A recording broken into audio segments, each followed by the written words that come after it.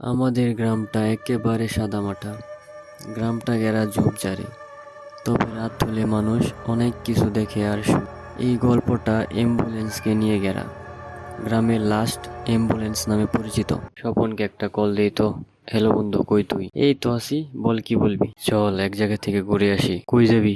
তারা কোন জায়গায় যাবে তা নিয়ে আলোচনা করছে। কিছুক্ষণ পর সৈকত বলল, স্বপন চল মধ্যপাড়া গ্রামে যাই, আমাদের ছোট্টকালের বন্ধু মামুনের বাসায়। তুই কি ওই শ্মশান ঘাটের পর যে গ্রাম পড়ে ওই গ্রামের কথা বলতাছ? হ্যাঁ, যাবি নাকি?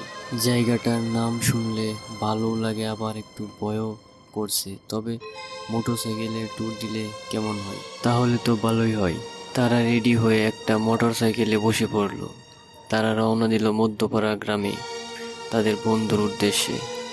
শহরের মাঠ পেরিয়ে তারা যখন শ্মশানের কাছ দিয়ে যাচ্ছিল, স্বপন বলল, আমার গাড়টা মনে হয় একটু আরে এসে গেলাম প্রায়। মোটর সাইকেলে করে আসার কারণে গাড়টা হয়তো বার হয়ে আছে। জার্নিটা অনেক লম্বা জার্নিটা অনেক লম্বা ছিল তাই। তারা প্রায় 5 ঘন্টা পর মামুনের বাসার সামনে গিয়ে দরজায় ঠক ঠক করে নাড়া দিল। দরজা খুলে বেরিয়ে এলো মামুন। তিন বন্ধু একজন আরেকজনকে দেখে অনেক খুশি। আয় ভিতরে আয়। তারা তিনজন মিলে কে কি করে সব আলোচনা করলো। পরের দিন সকালে, আজকে সারাদিন তোদের গ্রাম ঘুরে দেখবো। ওইলো, সমস্যা নাই, তাহলে চল। তারা সকালে খাবার খেয়ে রওনা দিল গ্রাম ঘুরে দেখার জন্য।